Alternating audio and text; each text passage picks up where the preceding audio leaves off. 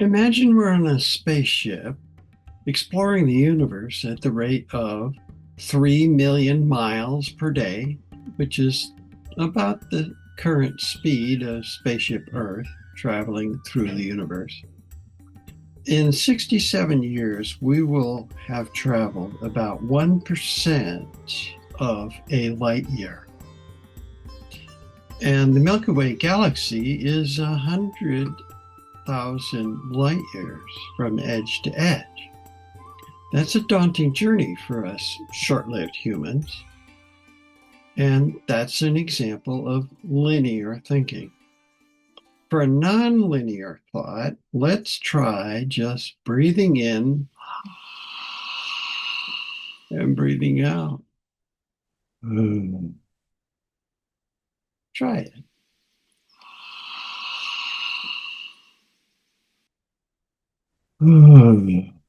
Feel your shoulders relax.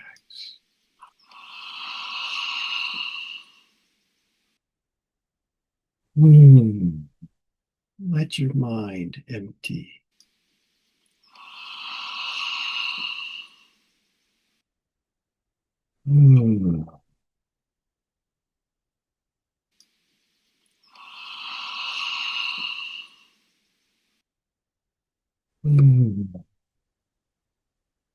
Okay, you can try that again sometime. Those two syllables are two possible names for the divine ocean of consciousness that goes by many other names. Doing this several times, just for a few minutes, but several times, it helps us make conscious what is usually unconscious, which is the awareness that normally we are being breathed. We don't think about it. We're being breathed. We're being gifted with life. And that applies to not only us, but all living and moving beings. And when you think about it, even the mountains, rivers, and stars have a form of breathing going through cycles. When we are able to feel that moving and flowing nature of everything around us, we have escaped the static and inadequate model of the universe composed of transaction and conflict, cause and effect. It's really more empowering for us to connect with the surprising, mysterious, and attractive nature of the whole system we call universe. From its most microscopic scale to its furthest reaches beyond visible light. What is most intriguing to me about our personal place in this vast network of relationships is the barriers we have created to intimate partnership with that network. We belong here. We're connected to it. So why do we feel so alone? That's the nature of our topic today. In Exodus 3, verse 14, God said to Moses, "I am who I am. This is what you are to say to the Israelites. I am has sent me to you." Sufis assert that creation exists because God felt, quote, "I was a hidden treasure and I wanted to be known, so I created," unquote. We are all yearning to be known, and so we create something, large or small. It does not matter which, because it connects us to joy. Name something you created today.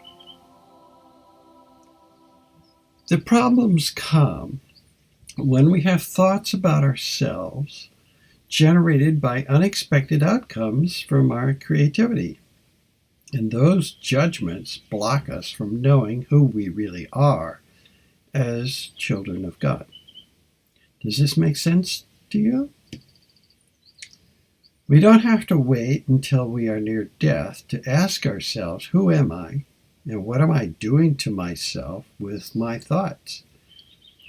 we can rediscover our mystical union with humanity and God before we die. It is truly the primary reason for our life because mysticism does not benefit us alone. It is a benefit for everyone. I studied with a Bolivian mystic, Oscar Ichazo, for 15 years in the 1970s and 80s. I want to convey a vision of what I learned about the expansion of awareness outward from our self-centered to the entire universe, which is the journey of mysticism. Learning how to learn, learning how to be resilient. Each ripple dot line in this diagram represents a dramatic emergency created by the obsolescence of everything we thought we knew. A moment of feeling very stuck just before we let go of concepts that cause more problems than we can solve. Fortunately, the experience of being stuck is exactly the pressure we need to let go of what we thought we knew and to begin exploring alternative ways of knowing. Have you ever had this experience? There is no growth without difficult challenges. The nature of a world that works for our collective benefit is to repeatedly present us with new challenges to boldly go where no human has gone before. The Star Trek slogan. I love it.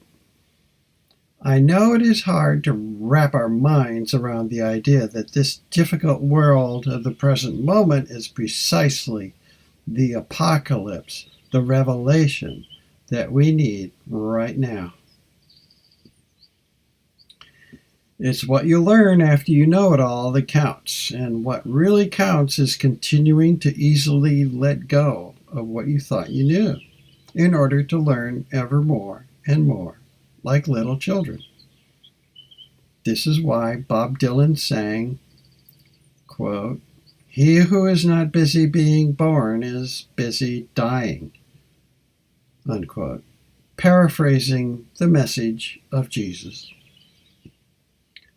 The current dominant paradigm, the logic of dialectics, states that self-righteous clinging to what we think we know is the best way to improve the quality of our lives. But this leads to a culture of control, domination, and violence. Or, as we can clearly see on our horizon, extinction. We are busy dying.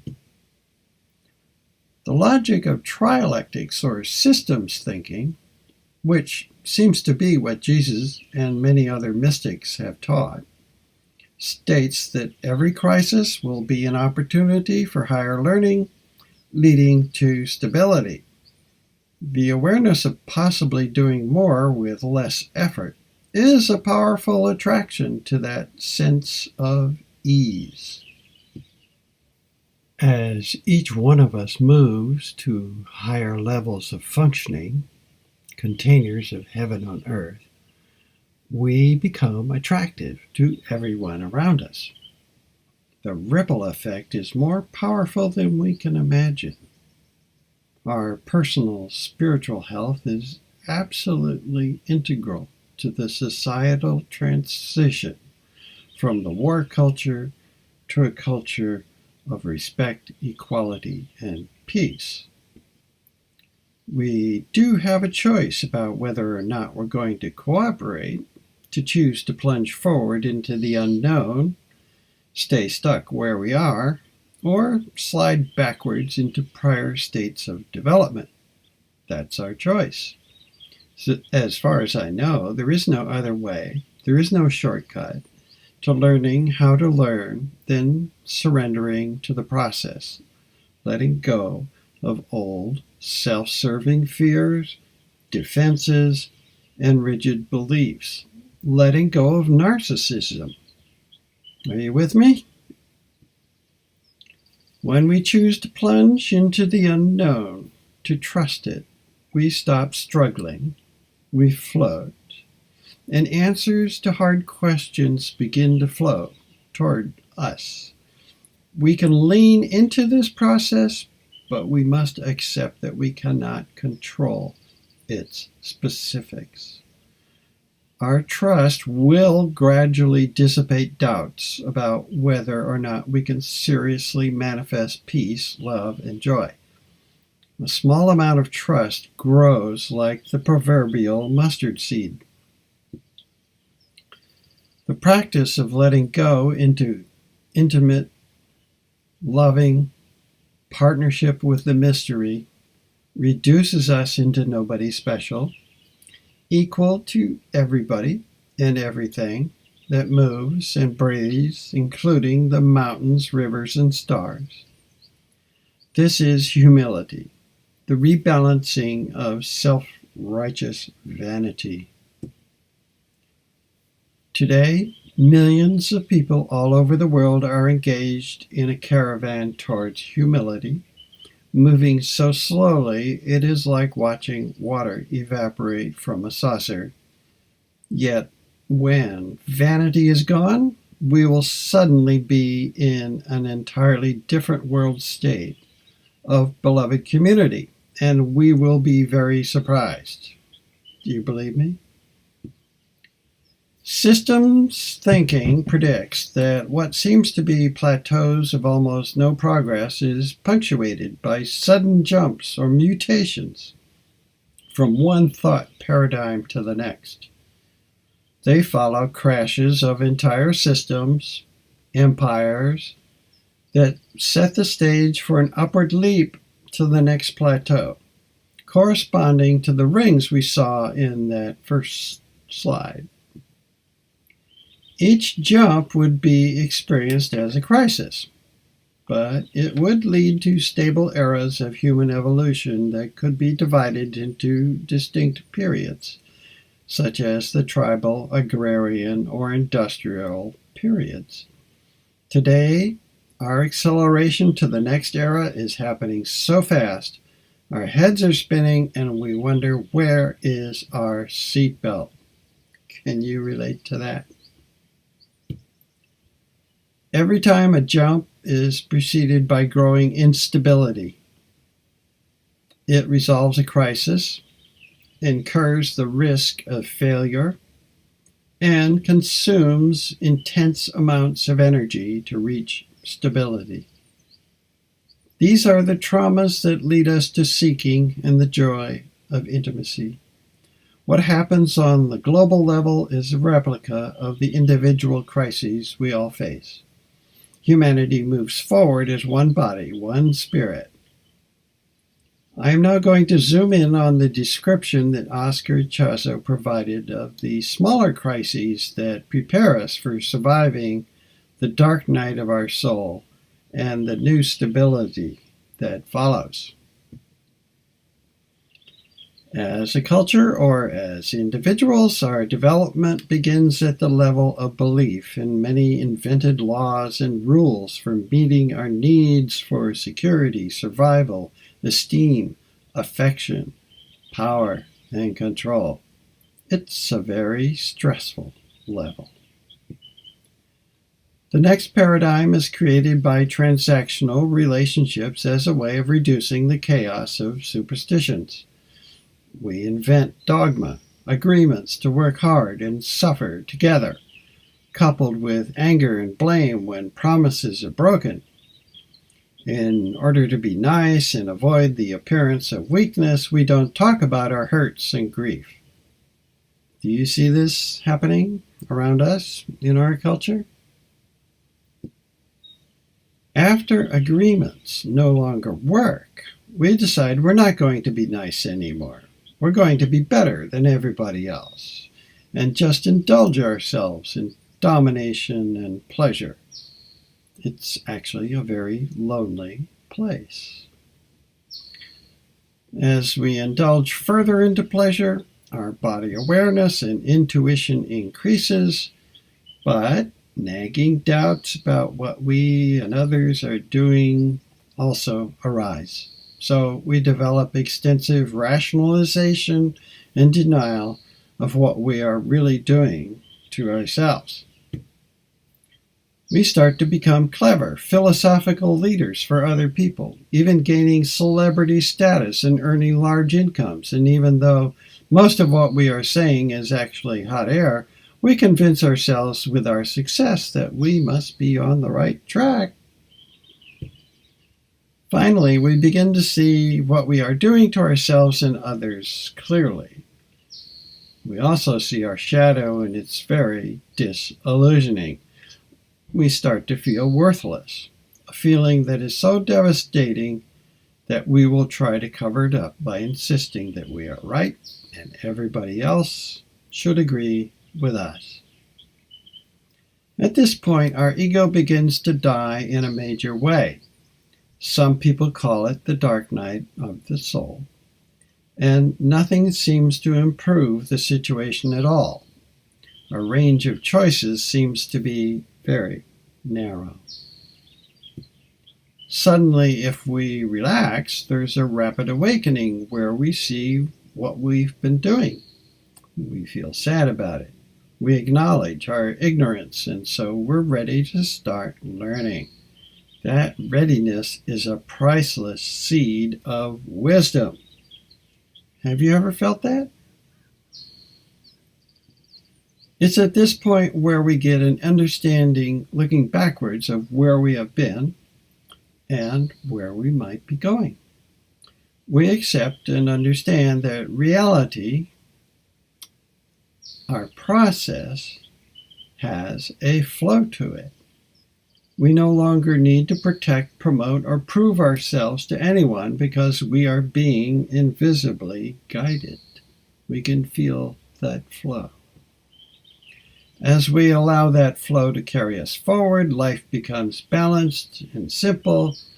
We accept both the good and the bad, and it's quite serene. Then we come to a period of total intimate love for life and humanity, feeling a state of grace and forgiveness. Then the level of divine contemplation, where we are aware of our spiritual being while remaining in our bodies here to complete our mission for the benefit of everyone. Finally, in the level of unity, we see there is much, much more to life than the physical world and our body. We cannot stay in this state. It is only a temporary reminder that all of our suffering has made us aware of this possibility and that we always carry it within ourselves. We may discover the state of consciousness by consuming mind-altering drugs, which could encourage us to attempt to self-manage our spiritual progress and skip all the crises which give us so much wisdom. However, there are no shortcuts, and we cannot avoid the reality of our belonging to the One, which moves us in its own way and pace. Mysticism reveals that we are being driven toward greater levels of awareness by the One. The process and goal of life is to learn and know the intimate partnership with that One, with love. To choose kindness and kinship, to give and receive, and to hear the universe resound with the joyful cry, I am. The hope that this is possible is the rocket fuel for social change, the vision that builds bridges over vast chasms of despair, the ground on which resilience stands. Do you like it? Has this been helpful? Do you have questions? Let me know in the comments.